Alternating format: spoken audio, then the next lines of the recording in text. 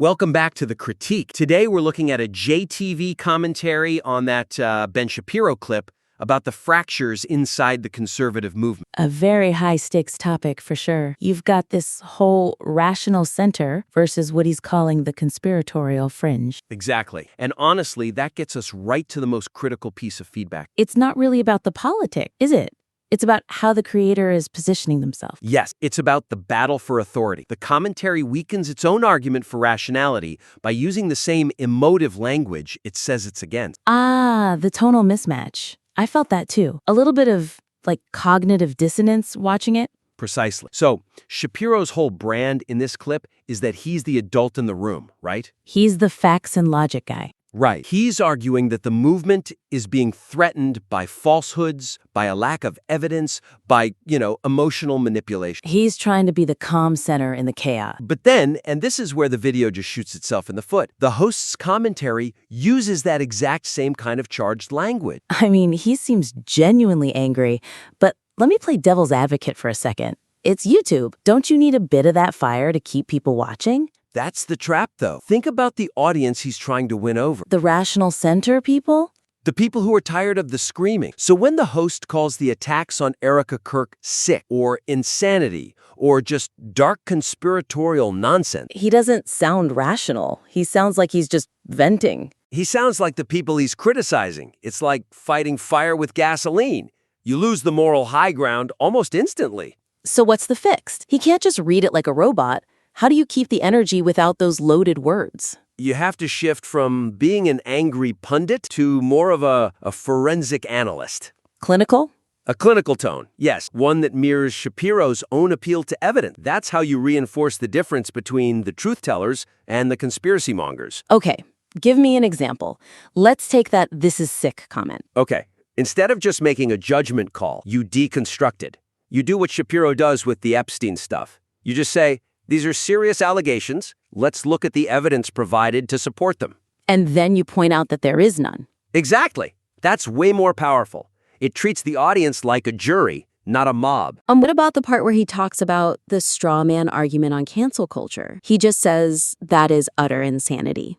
Which, again, it just sounds like he's losing his temper. Right. The better way is to calmly explain the logical fallacy. Just distinguish between the legal right to speak and the moral obligation of a private platform. Explain why it's a bad argument. When you do that, you become the authority. When you just yell insanity, you're just another guy yelling on the internet. So swap hateful nonsense for unsubstantiated claims. It elevates the entire piece. It signals to your viewer, I'm here to respect your intelligence, not just play on your emotions. That's how you actually win over that rational center. Okay, so once the tone is fixed, we have to talk about the structure. Because, and I'm being honest, I almost clicked away in the first couple of minutes. Oh, me too. Which brings us to the second major issue, this pre-explanation problem. Yes, It felt like watching a movie trailer that spoiled the entire movie. that's a perfect way to put it. The host spends all this time explaining why Ben Shapiro is speaking out. He says the line has been crossed. He talks about the specific allegations against Charlie Kirk. He sets the whole thing up, And then he plays the clip. where Ben Shapiro says all of those exact same things. It's just massive redundancy. It steals all the thunder from your main source material. It just grinds the pacing to a halt. But wait, don't you need to set some context? I mean, what if someone watching doesn't know about the whole Candace Owens and Charlie Kirk thing? That's a fair point, but the placement is all wrong. You're front-loading context that acts as a spoiler. The suggestion is to trust the source material to do the work first. So you play the clip first. Yes, and you use your commentary to synthesize or give context afterwards, not to preview it. So that long intro just gets cut? Ruthlessly. The intro should be simple. Ben Shapiro took the stage at Turning Point to address a fracture in the movement. Here's what he had to say. Boom. That's it. Play the clip. Much punchier. Gets you right to it, but what about all that good context, the specific rumors? You don't lose it, you just move it. It's about narrative flow. You move that context to after the clip and use it as a case study. Oh, I get it. So Shapiro makes the abstract point about sowing hate, and then the host comes in and says, okay, let's look at a perfect example of what he means. Yes! Now you're adding value. You're validating his point with evidence, not just summarizing his speech. You become an investigator. And it preserves the reveal, too. The current version lists off Tucker Carlson and Megyn Kelly before Shapiro even says their names. Which completely ruins the drama.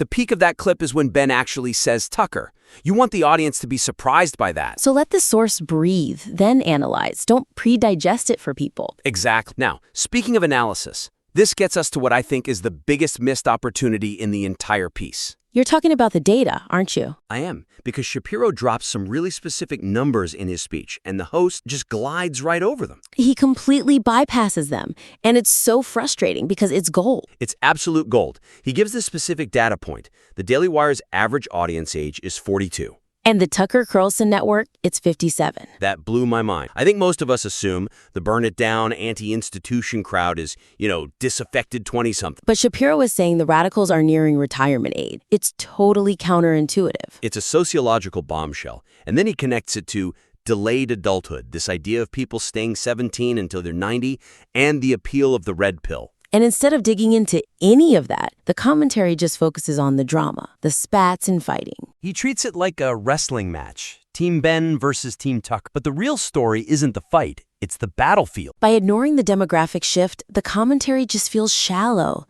like he's just picking a side instead of explaining what's actually happening. Right. So the suggestion here is to elevate the commentary from who is right to why is this happening? You don't need to write a whole thesis on it, right? No, not at all. Just dedicate a segment to that age statistic. Ask the question out loud. Why is it demographic of 57-year-olds flocking to this kind of rhetoric? Yes.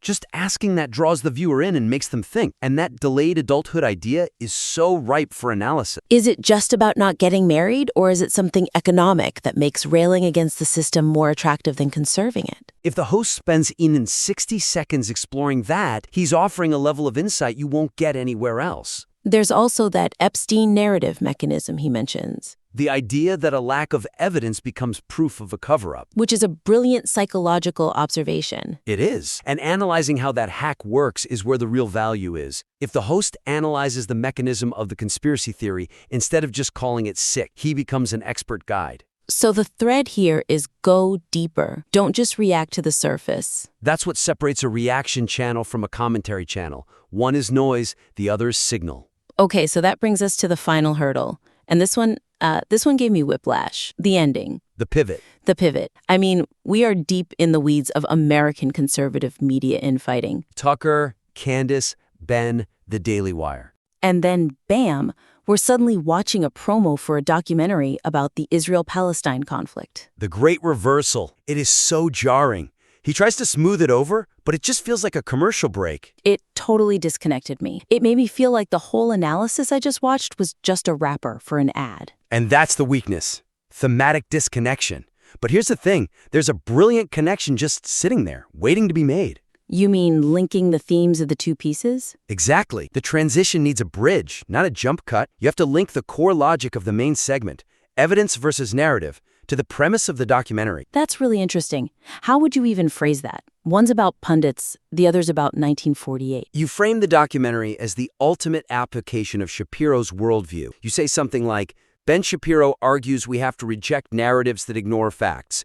We applied that exact standard to the history of the Middle East in our new film. Oh, that's good. That flows. It makes the film feel like the solution to the problem the video just laid out. You can even connect the reversal of victim and aggressor from the promo to the reversal of truth and conspiracy from the Shapiro segment. And you could bring back the Epstein narrative fallacy. Yes. Just as people build narratives that override evidence there, a similar thing has happened with the history of this conflict. Now the promo isn't an interruption. It's the thematic conclusion. It feels like if you found this analysis compelling, you'll find this film compelling because it uses the same method. Turns a hard sell into a smart recommendation. So, to pull it all together, the source material is good, the creator is passionate, but the execution is just getting in the way of the message. Right. To really make this land, the host needs to stop fighting the battle and start reporting on it. So let's recap the 4 big moves for them. Okay, first, the tone check. Stop using the emotive language or criticize. Be the forensic scientist, not the angry pundit.